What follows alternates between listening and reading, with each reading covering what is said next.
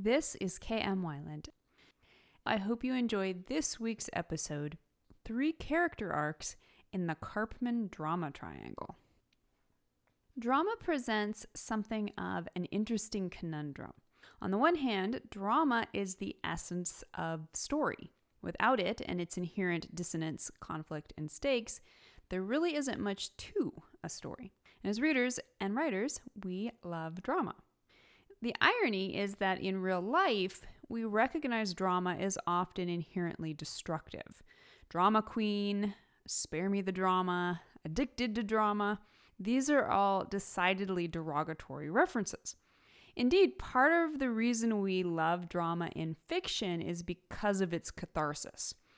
Clearing drama in real life is an often tremendous task, so it's a relief to watch characters tackle much bigger problems than ours and work through them, often in ways we would never dare attempt ourselves.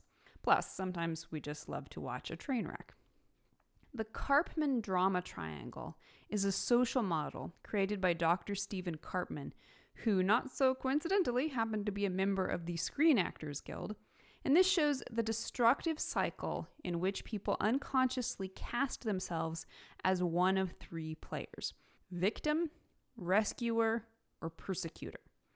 And then decades later, leadership coach David Emerald proposed the Empowerment Triangle as a, quote, positive alternative to the Drama Triangle. And in this, he offered the more proactive roles of creator, coach, and challenger. Now, for a while, I have been pondering the Drama Triangle and its inherent link to fiction. In real life, drama triangle dynamics lend themselves to destructive cycles of disempowered passive aggression. When we consciously or unconsciously identify with any of the 3 players, victim, rescuer, or persecutor, we often adopt patterns of behavior that allow us to ultimately fob off responsibility for our own motives and actions. Those who identify or allow themselves to be identified as persecutors or villains by others are often consumed and controlled by ineffective and crippling guilt. Those who identify as victims wait around to be rescued from their own lives and or try to control others with guilt.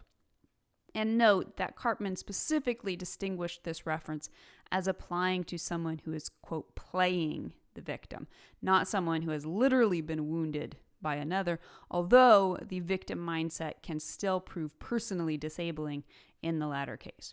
Now, those who identify as the rescuer or hero, which most of us prefer to, then feels obligated and or gains self-esteem in codependent ways by rescuing others from their own mistakes and responsibilities.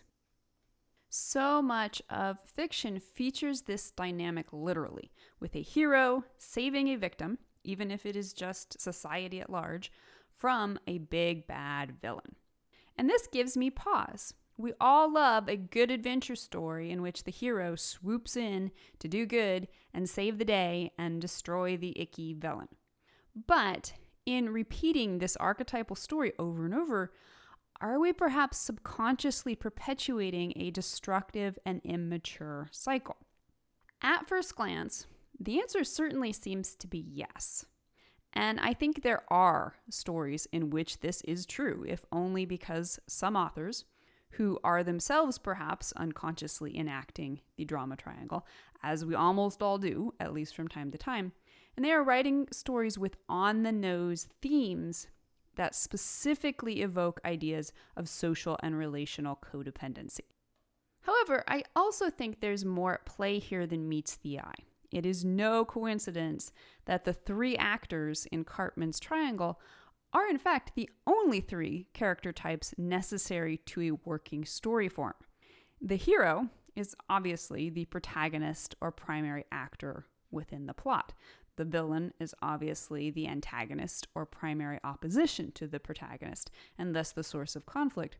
And it's not too much of a stretch to see the victim represented in the relationship character, often a love interest or damsel in distress, who creates the catalyst for both action and change in the protagonist.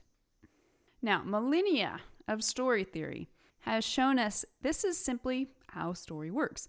We need these three guys if we're to keep telling interesting, meaningful, dramatic stories. More than that, although story is undeniably both a commentary upon and a model for social behavior, it is first and more deeply a representation of a single psyche.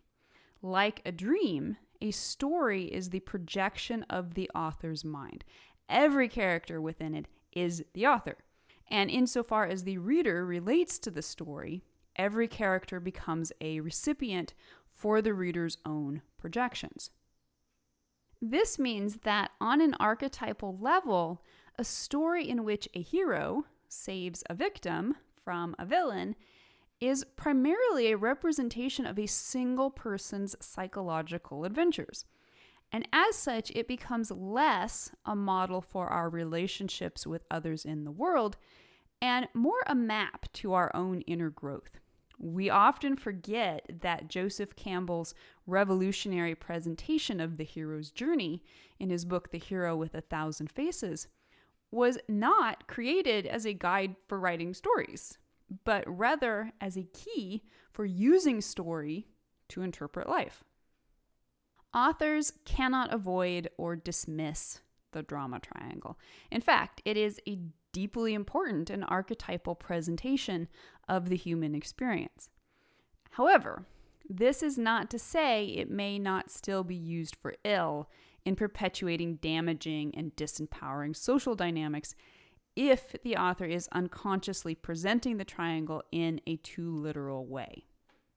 David Emerald created his empowerment triangle as a way for people to step beyond the passive drama triangle roles projected onto them and which they in turn project onto others.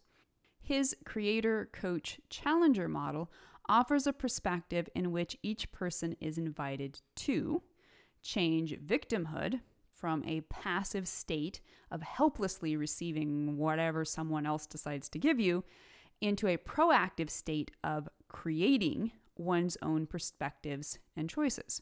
And also to stop acting the hero by taking responsibility for someone else's life, and instead to act as a self-contained but positive coach who helps but does not solve others' problems. And finally, to see potential villains as instead challengers who are in fact offering opportunities for growth. Now, in examining the upshift from the drama characters to the empowerment characters, what I find most interesting is that the hero essentially becomes the mentor. And this is a shift we recognize within classic stories as the one a successful hero will inevitably take. As he grows older and becomes the gray-bearded old man, he evolves into a coach for the up-and-coming young would-be heroes. And so the cycle repeats. This makes the pairing of these two triangles a fantastic tool for creating archetypally solid character arcs of growth, or if you decide to move from empowerment triangle backwards to drama triangle, arcs of destruction. Consciously embracing these particular characters can not only give you a map to solid and resonant story ideas, it can also create positive psychological models, not unlike the hero's journey, which can subconsciously combat the drama triangle's effects in our real world. So let's take a quick look at the 3 positive arcs that are available to us through these models. Character arc number 1, hero to coach.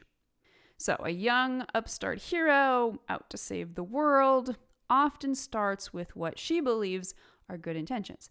She's out to save the world or whomever, and she may be determined to save them whether they want to be saved or not. Or she may reluctantly agree to help and then internalize too great a sense of responsibility in which she feels that no one else will be responsible if she fails, just her. Now, while this belief may be true within the model of story as psychological map, it is patently not true in real life. And this is the lesson the hero must learn if she is to arc into the coach. She cannot take the burden of the world onto her shoulders. She is not God. She is one human within a vast system of humans. She is responsible for her mistakes, her knowledge, and others are responsible for the same. She must overcome her ego's need to be heroic for the sake of heroism and be willing, as her wisdom grows, to step back and allow everyone else an equal right to their own journeys and their own personal responsibilities. Character arc number 2, victim to creator.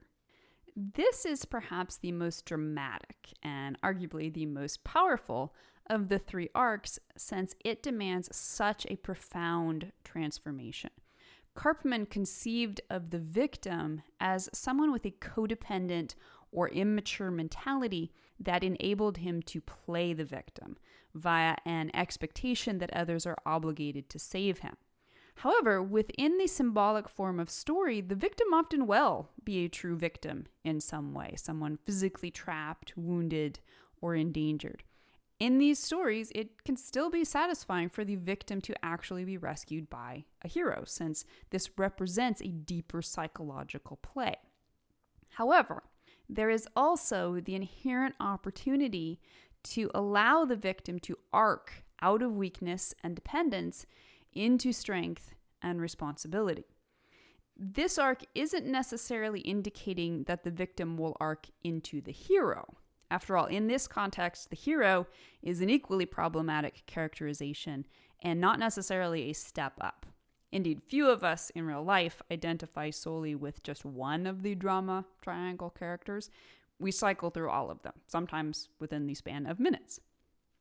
Rather, the victim's arc will lead him to become a powerful creator of his own reality and destiny, rather than allowing himself to be defined by his own weakness or the weakness of others. He rises into personal sovereignty, shaking off codependent habits and stepping into the full and awesome burden of total personal responsibility.